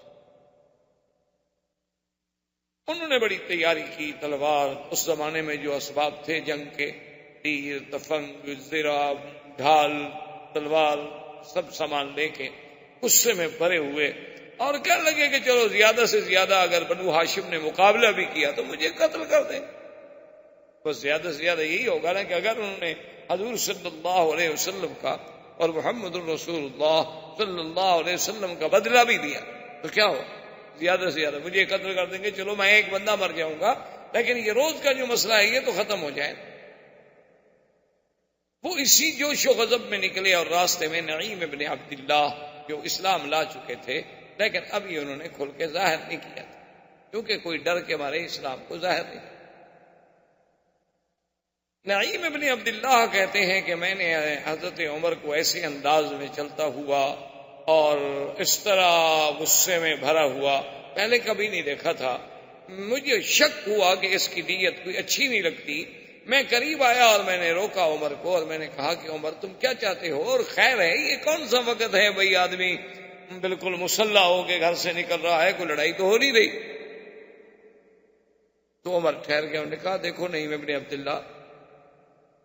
جب سے اللہ کے نبی نے اعلان نبوت کیا ہے اس دن سے پورے مکے میں جھگڑے ہو گئے، باپ بیٹے سے الگ ہو رہا ہے، بیوی خاوند سے الگ ہو رہی ہے، بیٹی ماں سے الگ ہو رہی ہے، لڑائی ہے، تفرقہ ہے، اور یہ مجھ سے برداشت نہیں ہوتا۔ آج میں نے فیصلہ کیا ہے کہ انی اقتل محمدن صلی اللہ علیہ وسلم کہ میں محمد مصطفیٰ کو قتل۔ نعیم ابن عبداللہ کہتے ہیں کہ میں نے سمجھ لیا تھا کہ میرے روکنے سے عمر تو کوئی نہیں روک سکتا ہے، تو میں نے اس کو ایک طریقے سے روکنا چاہا۔ میں نے کہا یا عمر تم کیا سوچتے کہ بنو ہاشم تمہیں چھوڑ دیں گے؟ تم اگر محمد رسول اللہ صلی اللہ علیہ وسلم قتل کر دو گے تو تمہارا کیا خیال ہے کہ بنی عبد المطلب ہیں، بنو ہاشم ہیں، بنو ابی طالب ہیں، یہ سب تمہیں چھوڑ دیں گے؟ آخر وہ بھی تو قبیلہ ہے، چاہے حضور کے دین پہ نہ بھی، لیکن ان کو برادری کا، رشتہ داری کا، قومیت کی اور یہ عصبیت جو ہے وہ تو ان میں بھی موجود ہے، تو کیا تمہیں وہ چھوڑ دیں گے اور تم پردے سے رہو گے مکے میں؟ عمر نے کہا کہ نہیں میں ابن عبداللہ، میں نے یہ سب سوچا ہے، میں یہ تمام چیزوں پہ غور کر کے نکلا ہوں کہ میں نے کام کرنا ہے، اللہ کے نبی کو قتل کرنا ہے، اور اس کے بعد جو ہے زیادہ سے زیادہ اگر بنو ہاشم نے مقابلہ کیا تو میں قتل ہو جاؤں گا۔ ایک آدمی بہرحال 3-4 خاندانوں سے تو نہیں لڑ سکتا، تو میں قتل ہو جاؤں گا، چلو ایک آدمی قتل ہو جائے گا، بات تو ختم ہو جائے گی۔ یعنی آپ دیکھیں کہ باطل اپنے باطل پہ کتنی جمع ہوتا ہے کہ وہ اللہ کے انبیاء کے مقابلے پر بھی آئے، اللہ کے نبیوں کے مقابلے پر، کیونکہ خدا کی قدرت ہے کہ جو آدمی بھی جس غلط راستے میں بھی ہے، وَلِلنَّاسِ فِيمَا يَشْكُونَ مَذَاهِبُ، ہر آدمی اپنے طریقے کو سچا سمجھتا ہے اور دوسرے کو نعوذ باللہ گمراہ سمجھتا ہے۔ یعنی آپ دیکھیں کہ فرعون نے جب کہا کہ انا ربکم الاعلی، اتنا بڑا دعویٰ کہ میں خدا ہوں۔ دیکھیں اب یعنی یہ بات عقل سے بھی، ایک عقل والا آدمی بھی سمجھ سکتا ہے کہ کیا کوئی ایک بندہ جو ہے وہ خدا بن سکتا ہے، جو کھانے کا محتاج، پینے کا محتاج، سونے کا محتاج، جو اپنی حفاظت کے لیے پہرے کا محتاج، جو اپنے ضروریات زندگی اور حاجات کے لیے پیشاب کرنے کا محتاج، ہوا نکلنے کا محتاج، یہ بندہ کیسے خدا ہو سکتا ہے؟ یعنی ایک چھوٹے سے بچے سے بھی پوچھو کہ کیا یہ بندہ جو کھاتا ہے پیتا ہے خدا ہو سکتا ہے، وہ کہے گا پاگل ہے، یہ کیسے خدا ہو سکتا ہے؟ اتنا جھوٹا شخص، یعنی جس کے جھوٹے دعوے میں کوئی شبہ نہیں ہو سکتا، لیکن جب موسیٰ علیہ السلام نے آ کر اسے سچے دین کی دعوت دی تو پتہ ہے اپنی قوم کو کیا کہتا ہے؟ انی اخاف ان یبدل دینکم او ان یظہر فی الارض الفساد، کہتا ہے کہ مجھے ڈر ہے کہ موسیٰ علیہ السلام تمہارے دین کو بدل نہ دے، مجھے ڈر ہے کہ موسیٰ علیہ السلام جو ہے یہاں دنیا میں فساد نہ پھیلائے، یعنی اللہ کا نبی جو ہے سچا دین کے لانے والا، وہ تمہارے دین کو بدل دے گا، تمہارا دین تو بالکل ٹھیک ہے، اور موسیٰ علیہ السلام فساد پھیلائے گا، جو داعی امن ہے وہ فسادی۔ یہ ہمیشہ قاعدہ ہے کہ جتنا بھی آدمی کسی کو ہدایت کرے، آج بھی آپ دیکھ لیں کہ جتنی حق کی جماعتیں ہیں، جتنے صحیح دین پہنچانے والے لوگ ہیں، وہ لوگوں کے نزدیک غلط ہیں، اور جتنے باطل ہیں، جتنے گمراہ فرقے ہیں، جتنے غلط کار فرقے ہیں، لوگ کہتے ہیں جی یہ ٹھیک ہے۔ اسی لیے حضور صلی اللہ علیہ وسلم کی ایک حدیث ہے کہ بدأ الاسلام غریبا وسيعود غریبا کما بدأ فطوبى للغرباء۔ تو غریب سے مراد یہ نہیں ہوتا جس کے پاس پیسے نہ ہوں، یہ تو ہمارے یہاں اردو میں ترجمہ ہوتا ہے نا کہ یہ امیر ہے اور یہ غریب ہے، ہمارے یہاں غریب امیر کے مقابلے پہ استعمال ہوتا ہے، یہاں غریب عربی میں کہتے ہیں اجنبی، ایک اوپرا آدمی جسے کوئی نہ پہچانے۔ تو حضور نے فرمایا جب اسلام آیا تھا اس وقت بھی اجنبی لگتا تھا، ایک نئی چیز لگتا تھا کہ دیکھو جی یہ کیا ہے، خدا ایک ہے، اللہ کا نبی ایک ہے، کعبہ ایک ہے، ہم لات کو، عزا کو، منات کو، حبل کو، ان سب کو چھوڑ دیں، یہ ہمارے جتنے گرو ہیں، پنڈت ہیں، ہمارے بڑے بڑے کاہن ہیں، راہب ہیں، ان سب کو ہم چھوڑ دیں اور صرف ایک نبی کی بات مانیں، یہ کیا عجیب بات ہے بھائی۔ اس وقت بھی اسلام یعنی اجنبی لگتا تھا، ایک نئی بات لوگوں کو لگتی تھی، بدأ الاسلام غریباً، اور فرمایا ایک وقت آئے گا میری امت پہ کہ اسلام مسلمان اربوں کی تعداد میں ہوں گے، لیکن اسلام پھر بھی غریب بن جائے گا، پھر بھی اجنبی نظر آئے۔ اور آج دیکھ لیں آپ کہ عین اسی زمانے میں ہم گزر رہے ہیں کہ اگر آج آپ کے سامنے ایک آدمی نے ایمان سے کہیں پنڈلیوں تک چادر پہنی ہوئی ہو، باندھی ہوئی ہو، لمبا کرتا ہو، اس کے ہاتھ میں مسواک ہو، سر پہ اس نے پگڑی باندھی ہوئی ہو، اتنی لمبی داڑھی ہو، تو گھر سے بچے نکل کے بھی تاڑیاں پیٹیں گے کہ یہ کیا کارٹون ہے، کہیں گے پتہ نہیں یہ کس سیارے کی مخلوق ہے جو نیچے آ گئی۔ اور اگر اس کے مقابلے پہ اس نے باقاعدہ 3 پیس سوٹ پہنا ہوا ہو، ٹائی لگی ہوئی ہو، بو ہو، اور جناب پھر جوتے پر بھی اسی قسم کی بو لگی ہو، ہاتھ میں سٹک ہو اور بائیں ہاتھ سے کھاتا ہو، بات بھی کافروں کی زبان میں کرتا ہو، سب کہیں بہت پڑھا لکھا آدمی ہے، انگریزی تو اتنی اچھی ہے نا کہ ایسی انگریزی تو ہم نے سنی نہیں، بہت پڑھا لکھا، بڑی اچھی انگریزی بولتا۔ یعنی آج کسی کے علم کی پہچان انگریزی زبان سے کی جائے، اس سے بڑی کوئی بدبختی ہے ہم مسلمانوں کے لیے کہ اس کی پہچان نہ تو عربی زبان سے کی جاتی، نہ قرآن و حدیث کے علم سے کی جاتی ہے، نہ اللہ رسول کی فرما برداری سے کی جاتی ہے، نہ اللہ رسول کی اطاعت سے کی جاتی ہے۔ بس نہیں جی، یہ تو خیر ویسے جی ہمارے یہاں ایک مولوی صاحب ہے، نماز پڑھاتے ہیں، اچھے نیک آدمی ہیں، بس لیکن وہی پرانے ملا مولوی نماز ہی پڑھاتے ہیں جی، کیا یہ قرآن ہی بات ہے؟ وہ جی کبھی رمضان شریف میں تراویح بھی پڑھاتے ہیں، حافظ بھی ہیں، بس ہیں بس ایسے بیچارے ملا آدمی مولوی، یعنی وہ بالکل گھٹیا آدمی ہے، ان کے چپراسی اور چوکیدار سے بھی گرا ہوا۔ چوکیدار اور چپراسی تو ان کی کوٹھی میں ایک کمرہ لے کے سروینٹ کوارٹر میں رہ سکتا ہے، وہ مولوی نہیں رہ سکتا۔ وہ اپنا مسجد میں سوئے، چونکہ اس نے جھاڑو بھی تو دینا ہے نا مسجد، صبح اذان بھی کہنی ہے، پھر پانی بھی بیچارے نے بھرنا ہے غسل خانے میں تاکہ جب آپ وضو کرنے کے لیے آئیں تو آپ کو تو تکلیف نہ ہو، اور سردیوں کا موسم ہو تو آگ جلا کے پانی گرم بھی کرنا۔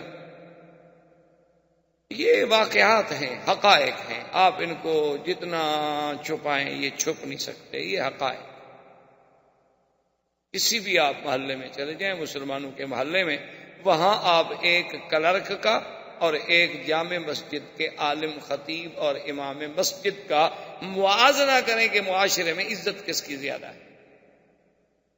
آپ کو خود نظر آئے گا کہ واقعی حضور نے سچ فرمایا تھا کہ پھر ایک وقت آ جائے گا کہ جب اسلام پھر اجنبی، عجیب۔ اب جناب اس کے بعد یہ ہوتا ہے کہ اب یعنی عمر نکلا ہوا ہے اللہ کے نبی کو کہ اللہ کا نبی ایک نئی چیز لے کے آیا ہے، نعوذ باللہ۔ نعیم ابن عبداللہ کہتے ہیں کہ جب میں نے دیکھا کہ عمر کے جذبات اس طرح بھی ٹھنڈے نہیں پڑ رہے تو اب یہ بڑا جبار آدمی ہے، اور حضور صلی اللہ علیہ وسلم کے پاس تو کوئی پہرا بھی نہیں، آپ کے پاس تو کوئی سیکورٹی فورس بھی نہیں، تو یہ جا کر ہو سکتا ہے کہ حضور صلی اللہ علیہ وسلم پہ حملہ آور ہو اور حضور کو نقصان پہنچے۔ تو حضرت نعیم ابن عبداللہ فرماتے ہیں کہ پھر مجھ سے صبر نہ ہوا، میں نے کہا کہ عمر، جس مقصد کے لیے تم اللہ کے نبی سے لڑنا چاہتے ہو وہی دین، وہی اسلام، وہی طریقہ تو تمہارے گھر میں داخل ہو چکا ہے، تمہاری بہن مسلمان ہو چکی ہے، پہلے تم اپنے گھر کی تو اصلاح کرو، محمد عربی سے تو بعد میں جا کے لڑو۔ یعنی میں نے اپنی طرف سے اس کا رخ بدلنا چاہا کہ کم از کم ابھی جا کر حملہ آور نہ ہو حضور پر، ہم حضور کو اطلاع تو دے سکیں نا۔ تو عمر جوش میں آ گیا، کہتا ہے کیا کہہ رہے ہیں، میری بہن، عمر کی بہن، یہ کیسے ہو سکتا ہے کہ خطاب کی بیٹی جو ہے وہ مسلمان ہو جائے؟ انہا صبا، وہ بھی صحابیہ بن گئی۔ انہوں نے کہا بھی تم جا کے تحقیق کر لو۔ تو اب عمر رضی اللہ تعالیٰ عنہ بجائے حضور صلی اللہ علیہ وسلم کے پاس دار ارقم کی طرف جانے کے اپنے گھر کی طرف لوٹے، اور خدا کی شان دیکھیں کہ جب وہ اپنے گھر کی طرف آئے تو اس وقت حضرت عمر کی بہن جن کا نام فاطمہ تھا اور ان کے شوہر جو تھے ان کا نام سعید بن زید تھا، وہ بھی مسلمان تھے، اور وہی صحابی جن کا میں نے پہلے عرض کیا تھا پچھلے درس میں بھی، حضرت خباب بن الارت رضی اللہ تعالیٰ عنہ، یہ آتے تھے قرآن پڑھانے کے لیے، اور کاغذوں پہ کچھ 2-4 صورتیں لکھی ہوتی تھیں، وہ آپ کو آہستہ آہستہ پڑھاتے تھے تاکہ حضرت عمر کے بہنوئی بھی اور بہن جو ہے وہ قرآن پڑھ لے، اور یہ اپنے گھر میں بیٹھے ہوئے قرآن کی مشق کر رہے ہیں، اور عمر غصے میں آ کے دروازے پہ جب قریب آیا تو اس زمانے میں بڑے بڑے محلات تو تھے نہیں کہ بہت دور رکاوٹیں ہوں اور آدمی کھڑا ہو جائے، آدمی سیدھا دروازے تک آ جاتا۔ اندر سے دیکھا کہ آواز آ رہی، کہ طٰہٰ مَا أَنزَلْنَا عَلَيْكَ الْقُرْآنَ لِتَشْقَىٰ، سمجھ نہیں آیا کہ کیا ہے، آواز آتی۔ عمر رضی اللہ تعالیٰ نے غصے میں دروازہ کھٹکھٹایا۔ دروازہ جب کھٹکھٹایا تو سعید ابن زید نے خباب ابن الارت سے کہا کہ جلدی سے تم فلاں جگہ چھپ جاؤ، کیونکہ آپ جانتے ہیں عمر بڑا جبار ہے، اس کا اس ٹائم میں ہمارے گھر میں آنے کا کوئی سوال ہی پیدا نہیں ہوتا۔ اس وقت میں تو کبھی نہیں آیا بہن کے گھر۔ خیر دروازہ کھولا تو دیکھا کہ وہ تو بکھرا ہوا شیر بنا ہوا ہے۔ اس نے کہا کہ فاطمہ کیا پڑھ رہی تھی؟ اور مجھے پتہ لگا ہے کہ تم اسلام لا چکی ہو، تم نے بھی دین نبی محمد مصطفیٰ صلی اللہ علیہ وسلم قبول کر لیا ہے۔ بی بی فاطمہ نے پہلے تو ٹالنے کی کوشش کی، اس نے کہا کہ عمر نہیں ایسی بات نہیں، ہم آپس میں بات کر رہے تھے بس تمہیں۔ اس نے کہا کہ نہیں میں نے سنا ہے تم لوگ کچھ پڑھ رہے، اور غصے میں آ کے بی بی کو مارا، اپنی بہن کو مارنا۔ اور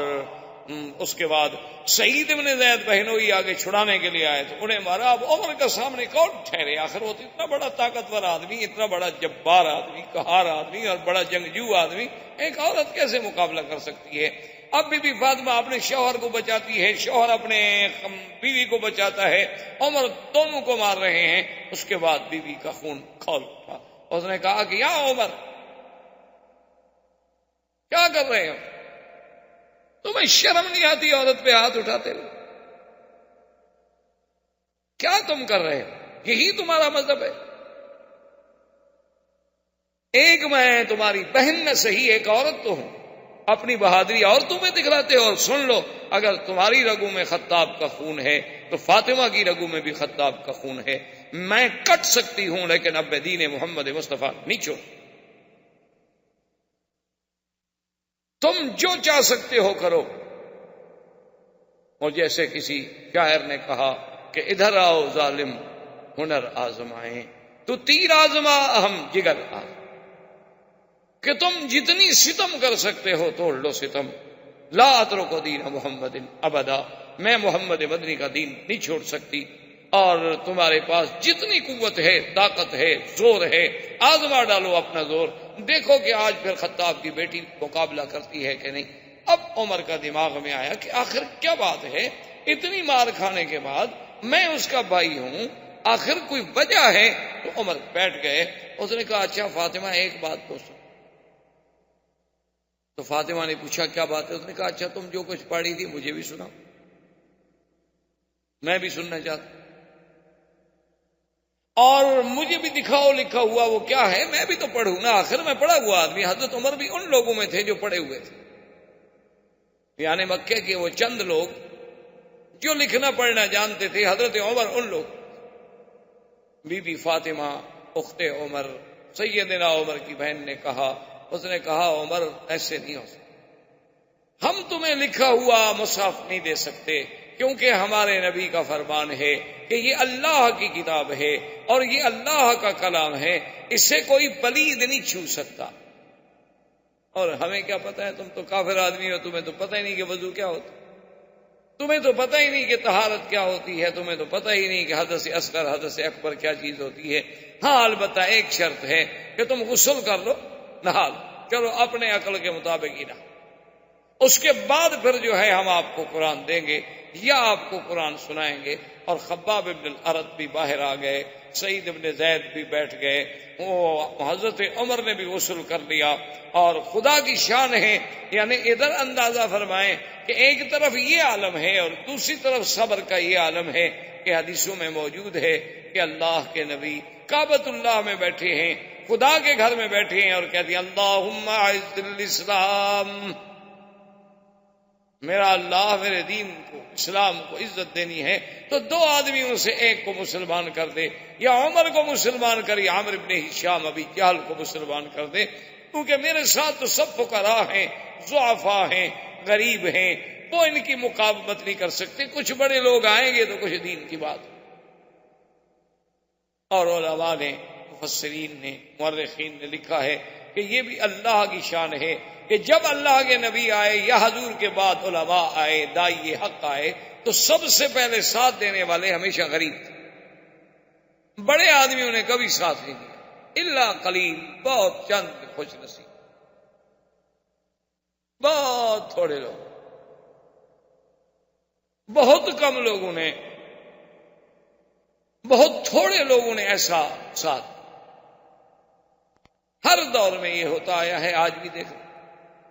آج آپ مسجدوں کی حاضری جا کے کسی بھی مسجد میں آپ ہندوستان میں جائیں، پاکستان میں، بنگلہ دیش میں، کسی بھی ملک میں آپ چلے جائیں اور مسجد میں جا کے کھڑے ہو جائیں اور نظر دوڑائیں کہ کتنے امیر آئے ہیں مسجد میں اور کتنے غریب ہیں، آپ کو فیصلہ خود بخود سامنے آ جائے۔ یعنی آپ اگر محلے پہ نظر دوڑا لیں، اگر جس محلے میں آپ رہتے ہیں اس محلے کو تو بندہ جانتا ہے، کیونکہ بچپن میں وہیں رہا، کھیلا کودا، بچپن انسان کا اس کی گلیوں میں گزرا، آدمی محلے کو اچھی طرح جانتا ہے۔ محلے میں آپ نظر دوڑا لیں کہ کتنے لوگ ہیں محلے میں جو مسجدیں میں جاتے ہیں اور کتنے لوگ ہیں جو نہیں جاتے، ان میں امیر کتنے؟ امیر آدمی جو ہے نا جی، غنی آدمی، ان کی مقدر میں ہدایت بہت کم۔ ہاں، وہ آپ کو کلب میں نظر آئیں گے، وہ آپ کو سینما پہ، کسی اپنا پب میں، یا کہیں کوئی گانے بانے کی محفل شہفل ہو تو وہاں آپ کو بڑے بڑے لوگ سب سے پہلی سی، اور گناہ کی محفل میں پیسے سب سے زیادہ دے کے مہنگا ٹکٹ خریدیں گے تاکہ لوگوں پہ روب پڑے گی یہ سب سے آگے والی سیٹ پہ بیٹھا۔ تو اب جناب یہ عالم تھا کہ حضرت خباب ابن الارت بھی بیچارے ایک عام آدمی تھے، تو جب جناب انہوں نے کہا کہ غسل کر لیا، قرآن سامنے رکھا اور قرآن پڑھا کہ وَمَا أَنزَلْنَا عَلَيْكَ الْقُرْآنَ لِتَشْقَىٰ إِلَّا تَذْكِرَةً لِمَن يَخْشَىٰ تَنزِيلًا مِّمَّنْ خَلَقَ الْأَرْضَ وَالسَّمَاوَاتِ الْعُلَىٰ الرحمن على العرش استوى له ما في السماوات وما في الأرض وما بينهما وما تحت الثرى وإن تجهر بالقول فإنه يعلم السر وأخفى الله لا إله إلا هو له الأسماء الحسنى۔